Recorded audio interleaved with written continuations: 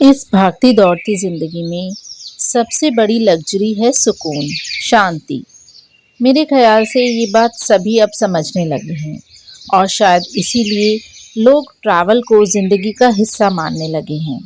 जब आप अपने घर के कंफर्ट को छोड़कर, अपने ऑफिस की भागदौड़ को छोड़कर कुछ दिन, कुछ समय बाहर बिताते हैं, नेचर के बीच में बिताते हैं, तो आपको एक अलग ही ऊर्जा मिलती है।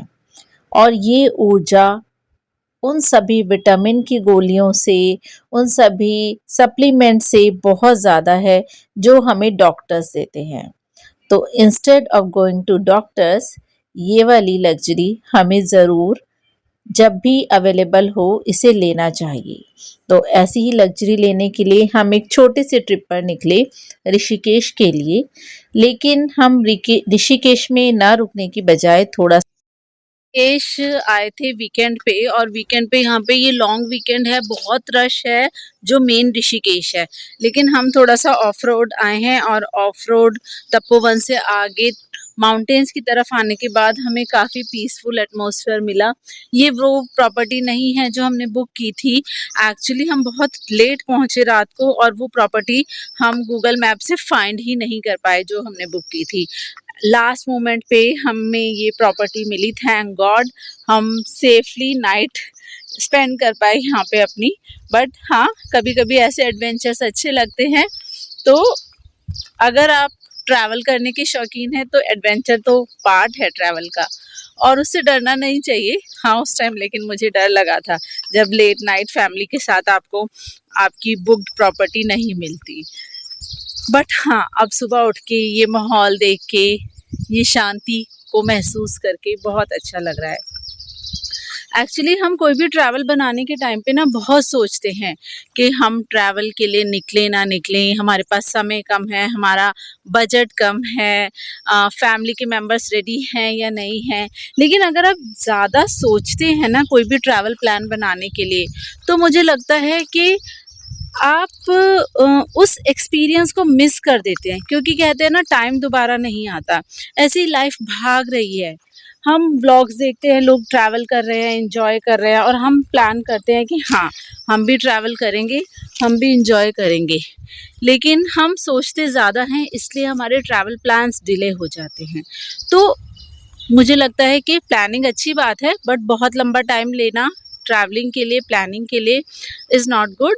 तो जितना हो सके ज़्यादा से ज़्यादा घर से बाहर निकलिए, पहाड़ों में आइए, इस शांति को महसूस कीजिए, इस हवा को महसूस कीजिए, इस धूप को महसूस कीजिए। यही सच्चा सुकून है, सच्ची ज़िंदगी है। जब अपने डेली रूटीन से बाहर निकलते हैं और कुदरत के ऐसे नज़ारे देखते हैं, तो महसूस होता है कि हम कितना छोटा पार्ट है इस यूनिवर्स का। हम कितने हम कितने छोटे हैं, सच में। और ये प्रकृति हमें सिखाती है फ्लो। जी हाँ, बढ़ते रहिए आगे, जैसे ये तो देखो ये पीछे का जो सीन है कितना सुंदर है ना? आ ही नहीं रहा। ये river is so beautiful, mountain is so beautiful.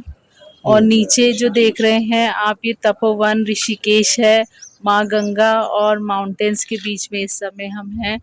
और वीकेंड पे आने के बाद भी हम वहाँ नीचे नहीं हैं, क्योंकि नीचे बहुत रश है और ऊपर बहुत सुकून है, बहुत कम रश है, बहुत कम लोग हैं, and we are enjoying this natural beauty. तो हमने पहले ही डिसाइड कर लिया था कि हम मेन ऋषिकेश सिटी में नहीं रुकेंगे। हम तपोवन से होते हुए और शिवपुरी की तरफ अब जा रहे हैं, कोडियाल बीच की तरफ हम जा रहे हैं। और ये हिडन प्लेस माना जाता है, मीन्स गूगल मैप से आप डायरेक्टली वहाँ नहीं पहुँच सकते, आपको लोगों से पूछना ही पड़ेगा। कई बार कनेक्टिविटी यहाँ पर नहीं आती है। तो आगे का रास्ता हम जैसे जैसे जाएंगे आपको हम बताते जाएंगे। वो फैमिली के साथ घूमने का सबसे बड़ा फ़ायदा जो मुझे लगता है वो ये है कि हम सब एक साथ कुछ घंटों के लिए एक कार में बंद हो जाते हैं और सब अपने दिल की बातें एक दूसरे से शेयर करते हैं।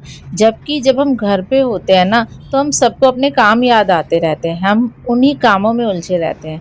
बट जब साथ ट्रैवल करते हैं तो बहुत अच्छा लगता है कि सब एक दूसरे से बातें कर रहे हैं, अपने मन की बातें शेयर कर रहे हैं और ये भी ट्रैवल का बेस्ट एक्सपीरियंस होता है। तो कोडियाला बीच एक बहुत ही सुंदर जगह है, पीसफुल जगह है। इसके लिए आपको शिवपुरी से 13 से 14 किलोमीटर आगे जाना पड़ेगा और आगे जाकर आप किसी से भी पूछेंगे तो राइट हैंड साइड पे ये बीच पड़ता है और नीचे उतर के भी 1 से 2 किलोमीटर का ट्रैक है जो बीच पर जाने के लिए है। बट जब आप वहाँ पहुँचेंगे और वहाँ पर टाइम स्पेंड करेंगे, तो आपको ये कंप्लीटली वर्थ इट लगेगा। तो बस हम थोड़ा-सा और आगे बढ़े मीन्स हमें डेढ़ घंटा लगा, 1 से डेढ़ घंटा यहाँ तक पहुँचने के लिए। लेकिन जब हम यहाँ पहुँचे और राइट हैंड साइड पे हमने देखा कि ये बीच है, तो वो वाला जो व्यू था ना, वही बहुत अट्रैक्टिव था। और यहाँ आप देखिए कि एक ऐसा रेस्टोरेंट है जहाँ पे आपको रुकना है। इस रेस्टोरेंट पे रुक के आपको दिखाई देगा कोडियाला बीच का बोर्ड लगा हुआ है। वो बोर्ड आप देख के रुक सकते हैं। यस, कैंप कोडियाला लिखा हुआ है और यहाँ पे आप जब नीचे की तो ये पैदल ट्रैक है कम से कम 1 किलोमीटर का, जिस पे हमें जाना है कोडियाला बीच पे जाने के लिए। और ये यहाँ कम लोग आते हैं, हिडन प्लेस है और क्योंकि ट्रैक भी रहता है यहाँ पे। तो देखिए, तो जब हम घूमने जाते हैं ना, तो आपने वो गाना सुना होगा, दिल तो बच्चा है जी। तो सच में हमारा दिल वापस बच्चा बन जाता है। मुझे तो सच में, मैं जब बाहर जाती हूँ, मुझे नेचर में टाइम स्पेंड करना इतना पसंद है। पानी में खेलना, रेत में खेलना, मिट्टी को छूना, खेतों में भागना, फल तोड़ना पेड़ों से, ये सब मुझे ऐसे लगता है कि हमें बचपन में वापस ले गए हैं। ये जो हमारी यादें हैं ना, ये एक्टिविटीज़ हमें वापस बच्चा बना देती हैं और इससे अच्छा क्या हो सकता है। अंशु,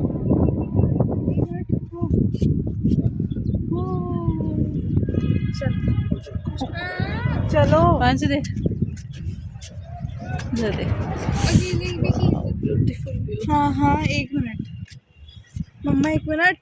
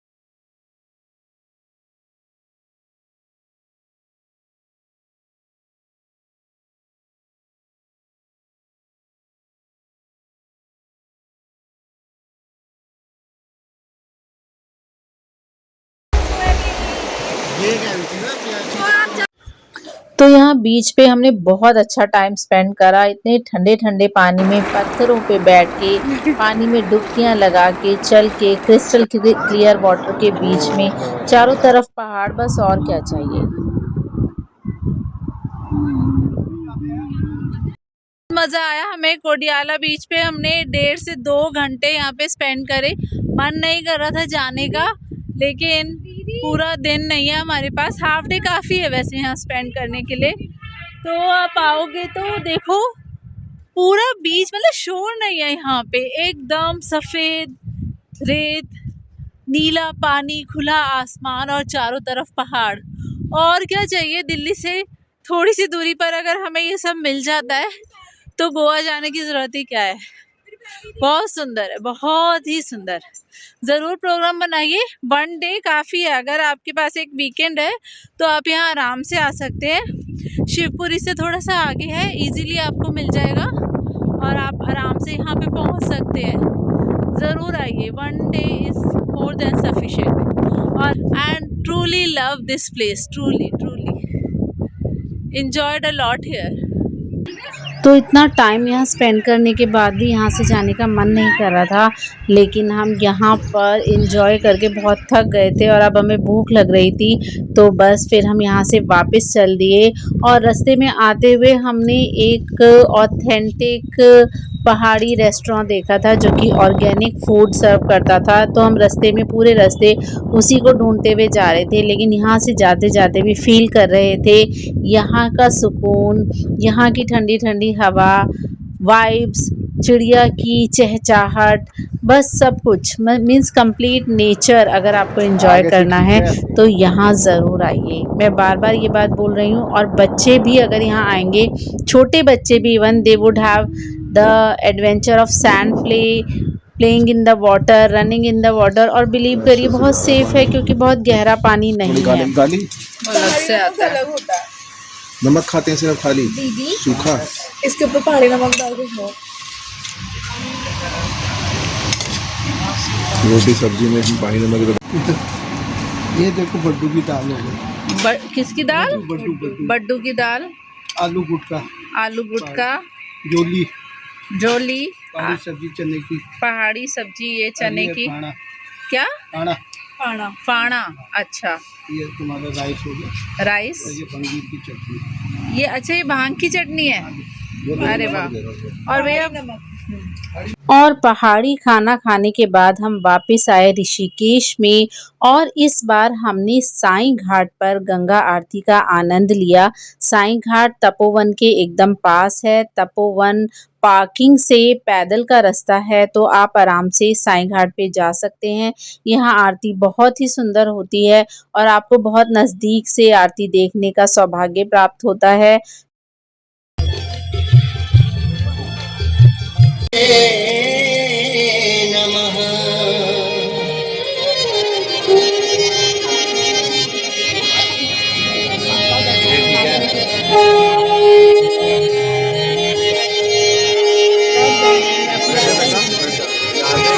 तो ये थी हमारी ऋषिकेश ट्रिप। ये एक बहुत बड़ी ट्रिप नहीं थी, 1 डे की ट्रिप थी and we enjoyed a lot. तो आपके पास भी अगर ज़्यादा समय नहीं है तो ज़्यादा प्लानिंग मत करिए, एक दिन में भी आप बहुत अच्छे से इंजॉय कर सकते हैं। आप इस तरह की नेचर में टाइम स्पेंड कर सकते हैं। So what are you waiting for? अगर ये व्लॉग अच्छा लगा तो इसे लाइक करें, इन्फॉर्मेटिव लगा तो इसे लाइक करें और यहाँ ज़रूर जाएं।